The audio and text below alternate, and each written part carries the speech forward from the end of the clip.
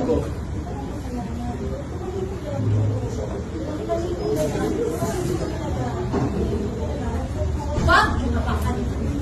Hindi!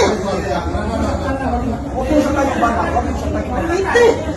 Huwag mo sa tayo sunod. Akin na yung anak ko! Huwag yung... Akin na yung anak ko! Akin na! Halika dito na.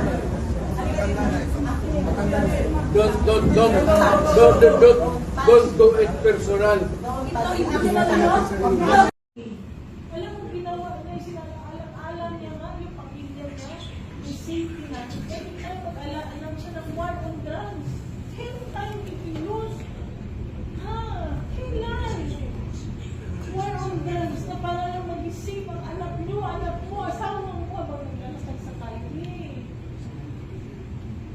Wala pang due process. Bakit mas natatakot kayo na wala kang rin nagre-reklamo. Hayaan mo yung ibang country ang mag-isip mo sana kayo, may anak din kayo, may apo kayo, maging apo kayo. Diba? Sana naman mag-plan kayo ng takot sa Diyos. Grabe na ang ginagawa ninyo. Kailan kayo? Kailan? Taxpayer ako.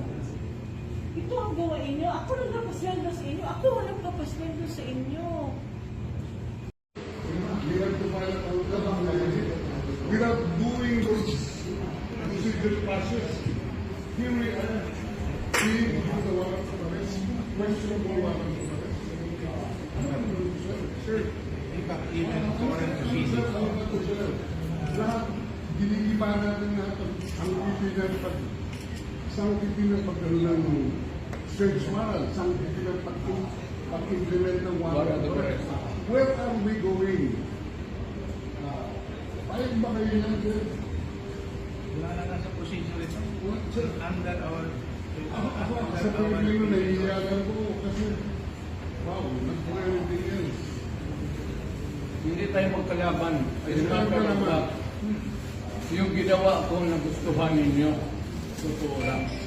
Yun yung I brought order to this country.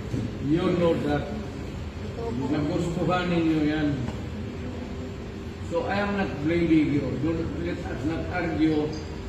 Do not we avoid hurt talks that would magkasakitan lang. For after all, kasama tayo sa gobyerno noon, and maybe in the future, kasama tayo ulit. This is not the end of the story. Wala, ano naman yung unang ebidensya? Balik ka rin mo yung utang yun. Magkikita rin tayo ulit. So, well, retire na po. I think that